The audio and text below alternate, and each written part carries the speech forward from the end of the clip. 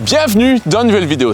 Aujourd'hui, on va aller voir comment ça se passe pour l'immigration au Canada. On va aller interviewer des gens, puis aussi on va interviewer ma petite Française. Actually canadienne, s'il te plaît. Puis on va aussi aller voir au niveau des services qui sont offerts pour l'immigration au Canada. Comme vous le savez ou peut-être pas, on est actuellement au Nouveau-Brunswick. On va aller voir les services qui sont offerts ici à Moncton et Dieppe. Puis on va aller interviewer d'autres personnes. Je suis avec Elivar.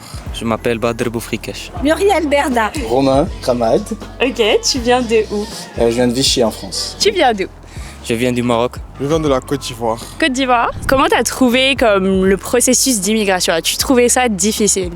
Bon, pas vraiment difficile, genre, je dirais au milieu. Donc pour toi, c'est difficile ou pas d'immigrer? C'est vraiment facile. Non, le processus d'immigration, il n'est pas simple du tout. Puis en plus, moi, mon métier actuellement, c'est d'être conseillère en recrutement international et immigration. Je trouve que les choses s'améliorent un petit peu, mais ça reste quand même un gros parcours du combattant. Les gens qui débarquent vite, l'intégration est beaucoup moins facile que des gens qui vont arriver alors qu'ils ont bien préparé leur projet, qu'ils ont anticipé, Et oui, ça a pris du temps. Pour mieux comprendre ce qui est mis en place pour les nouveaux arrivants, nous sommes allés à la rencontre de divers services, dont le Kodak au Nouveau-Brunswick. On s'en va interviewer notre amie Lynn qui travaille pour Kodak, puis elle va vous expliquer c'est quoi Kodak, qu'est-ce qu'ils font pour la communauté, puis pourquoi c'est aussi important pour l'immigration ici. Peut-être qu'elle va nous ouvrir la porte.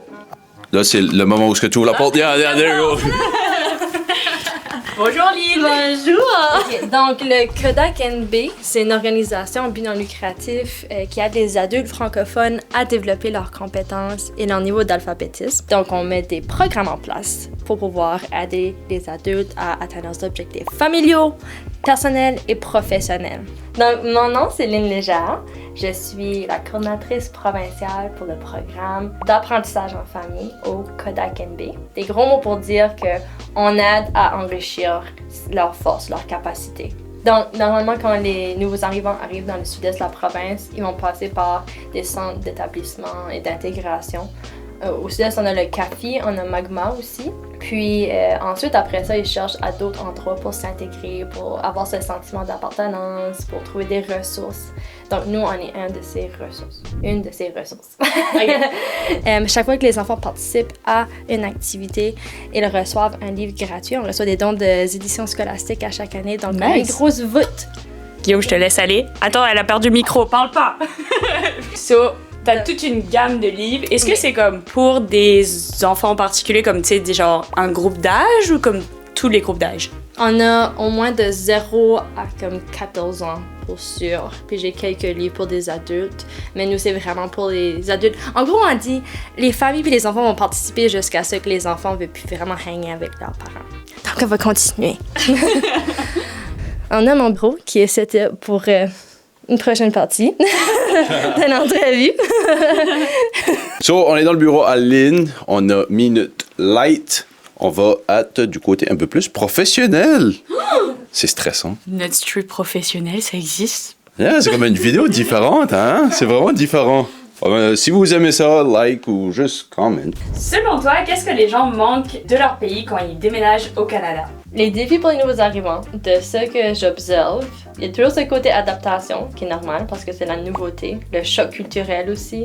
Donc, si on parle de les conditions météorologiques, des fois j'ai des activités, pendant l'hiver, il y a la neige, il y en a qui sont pas confiants ou confortables pour pouvoir conduire dans ce type de météo. Tandis que, tu vois, les Canadiens, ils arrivent leur voiture en pneu d'hiver, puis ils foncent à leur façon. Il y a aussi tout ce qui est crédibilité de leur diplôme, de leurs études, tout ce qui est social, aussi de trouver ses repères. Juste pour dire que nous, plus de 50% de notre clientèle sont des nouveaux arrivants, donc nous, on est toujours prêts à appuyer les nouveaux arrivants dans leur arrivée, dans leur intégration dans la province.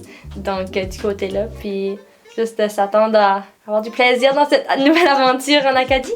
Bye! Bye. On a fini l'entrevue avec Lynn. On a eu plein d'informations intéressantes avec Lynn, cool! Qu'est-ce que tu aurais aimé savoir avant d'immigrer ici? Dans mon pays, il y a beaucoup plus de nourriture genre, qui me plaisent par rapport à ce que je suis ici. J'aime pas trop, voilà quoi, mais sinon voilà. Genre t'es pas poutine pis tout ça, non? C'est quoi ton plat préféré alors? On avait ça attiqué poisson, ça vient de la Côte d'Ivoire. Ok. Regardez, c'est mieux. Ok. Attiqué poisson. Puis te vois-tu comme vivre toute ta vie ici ou comment tu vois ça dans le futur?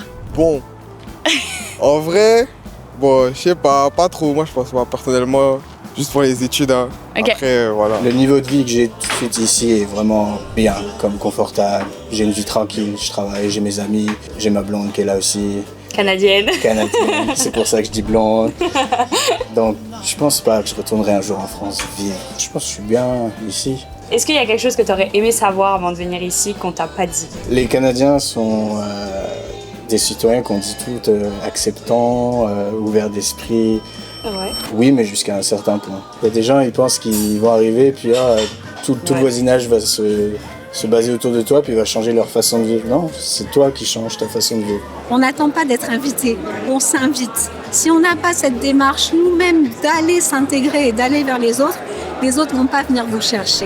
Ouais. Souvent, on se retrouve avec des nouveaux arrivants ou des gens qui vont rester isolés. Pas avoir peur d'aller voir ses compatriotes. Ouais. Parce que de temps en temps, ça fait du bien d'aller rigoler sur les mêmes blagues, d'aller parler la même chose. Pas de s'enfermer non plus, mais pas de dire « Ah bah non, moi c'est bon, je suis venue au Canada, je ne veux pas voir les Français, je ne veux pas voir... Parce que des fois, ça fait du bien. On a toujours un côté lune de miel, et puis à un moment donné, on tombe tous très très bas en se demandant ce qu'on est venu faire là, pourquoi on est là, puis il n'y a pas la famille, et puis il n'y a pas tout ça. J'avais 13 ans, j'allais sur mes 14. On a déménagé juillet 2012. J'ai déménagé avec ma famille, donc mon père, ma mère, puis mes 2 sœurs. Donc ils ont pris la décision de venir avec nous pour, je pense, c'est pour nous donner plus d'opportunités. Comme les jeunes ont plus d'opportunités ici qu'en France. On dit souvent que quand on est immigrant, on passe toujours par une phase difficile, une phase où comme on veut retourner dans son pays. Est-ce que toi, tu as eu ce moment-là? 100%. Je voulais partir parce que j'étais dans l'âge où je m'étais fait mes potes en France et je les voyais faire des trucs ensemble. Je les voyais passer des week-ends ensemble, aller à la plage ou faire des soirées. Ouais. Et moi, j'étais pas là. Et ça, c'est dur. Pourquoi tu as choisi le Nouveau-Brunswick? C'est un peu calme par rapport aux autres villes, je trouve. C'est que c'est une province calme et tout. Alors, venant de la Côte d'Azur, pourquoi j'ai choisi le Nouveau-Brunswick? Pour moi, c'était une question de communauté, c'était une question de personnes, c'était une question d'appartenance, une question de sécurité pour mes enfants, une question d'opportunité pour mes enfants, cette qualité de vie en fait. Ouais. Voilà. On avait visité le Québec, ils avaient aimé, pas juste Québec City, comme la province du Québec, ils avaient aimé. On avait visité Moncton, on avait visité Saint John, il me semble aussi. Mais je pense que Moncton leur a plus plu parce que c'était une ville plus petite, même si c'est quand même une bonne ville, puis c'est bilingue aussi. Donc ils voulaient nous donner l'opportunité de parler anglais. Tu sais, nos parents nous ont inscrits au café, rien que ça nous a ouvert quelques portes sur plusieurs activités, voir plus de gens, des trucs comme ça. Allô. Bonjour. On tourne comme une petite vidéo YouTube sur l'immigration au Canada, etc. On n'a pas le droit là, de répondre comme ça aux interviews. Ok. Il faut voir avec la directrice. Ok. Sinon, vous pouvez repasser lundi. Bienvenue à lundi, Soya. On est lundi aujourd'hui. Bienvenue à lundi, c'est super. Ok, on a pris la carte de la madame du café, puis au lieu de se déplacer, on va appeler voir s'ils veulent bien nous recevoir. Faut que tu te présentes, hein. Veuillez saisir les premières lettres du prénom ou du nom de famille de la personne. Et c'est compliqué. Bon, plan numéro alpha. Pas 10. Ah, tu m'interviews là? Je t'interviewe là. Première question, Candice. Les gens de notre communauté, les gens qui regardent la vidéo sont curieux de savoir comment tu t'es adapté, toi. Ça fait maintenant 9 ans que tu as déménagé de la France au Canada. Donc, qu'as-tu à nous partager? J'ai déménagé de la France au Canada, oui. Puis ça a été comment ton adaptation ici? Non, mais pose des vraies questions, Qu'est-ce que tu veux dire? Je suis en train de te demander comment est-ce que ça a été ton adaptation en 9 ans de temps. J'ai déménagé au Nouveau-Brunswick avec mes parents et mes frères à l'âge de 15 ans. Puis quand j'ai été ma première journée à l'école, je me souviens, j'étais dans mon cours de chimie et j'ai regardé la madame et je me suis demandé, est-ce qu'elle parle en français ou est-ce qu'elle utilise des mots de chimie que comme je connaissais pas. Et je vous jure que je rigole pas, mais j'ai rien compris du début à la fin, ça a duré 1 heure ce cours-là. C'est quoi pour toi les plus grands défis quand t'es un immigrant et que t'arrives au Nouveau-Brunswick? Le premier, c'est la langue. Première journée d'école, je l'ai regardé, on aurait dit des extraterrestres. Ils parlaient français, mais ils parlaient pas français. J'ai la même chose. Non, c'est Et je pense que beaucoup de gens vont dire, c'est la langue. Ouais. Mais aussi la culture, on n'a pas la même vision sur beaucoup de sujets de la vie. Le travail en général, c'est différent. C'est plus chill, c'est plus prendre soin de toi avant de vraiment bosser pour ta compagnie ou quoi que ce soit. L'école aussi, plus chill. Je suis arrivé, je voyais des gens avec les pieds sur la table. Oh, en France, tu peux pas concevoir ça. La langue est vraiment la première chose qui fait peur un petit peu.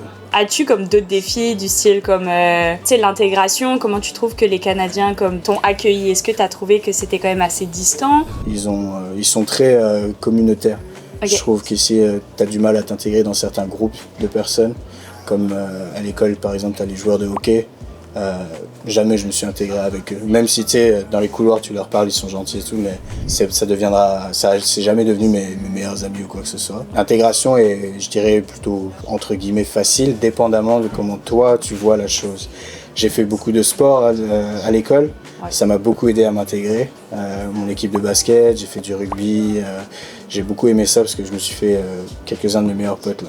Et ça aide beaucoup à s'intégrer. Le fait déjà que tu parles pas parfaitement anglais, parce que même dans les écoles francophones, les jeunes parlent un petit peu anglais. Au début, tu es toujours un peu plus distant, mais je pense qu'il faut juste donner du temps et puis montrer que tu es capable aussi de t'intégrer. Après plus d'une semaine à essayer de rejoindre le CAFI par téléphone, en allant sur place et même par courriel, on a enfin réussi à avoir une réponse positive. On a réussi à avoir le président du conseil d'administration du CAFI après plusieurs petits courriels, puis vous avez accepté de venir nous parler puis nous présenter ce qu'est le CAFI. Je suis avec Marcel Gauguin. Je suis le président du conseil d'administration du CAFI. Les acronymes le disent, c'est un centre d'accueil et d'intégration francophone des immigrants du sud-est du Nouveau-Brunswick. Alors, dès que la personne arrive au Nouveau-Brunswick, s'installe dans la région du Grand Moncton, Moncton-Dieppe, ils viennent nous voir, on les inscrit et on lui explique un peu comment ça fonctionne dans la région. On offre aussi des services à des gens qui sont pas des résidents permanents, mais qui sont des travailleurs temporaires internationaux et également aux étudiants internationaux. On est en expansion incroyable parce que si vous connaissez la situation du Nouveau-Brunswick, on a des francophones, on est minoritaires, mais dans d'autres régions. Alors, depuis 3 ans, on a ouvert des bureaux satellites, pas seulement dans la gare Moncton, on l'est à Cap-Acadie-Shediac, on l'est à Saint-Jean, on l'est à Fredericton et on l'est aussi à Miramichi. On dit qu'on est une agence d'accueil, alors venez nous voir. On va mettre le lien de plusieurs établissements qui peuvent vous aider à soit vous intégrer ici ou autre chose. Puis encore une fois, merci aux participants dans la vidéo. Là-dessus, on vous dit bisous!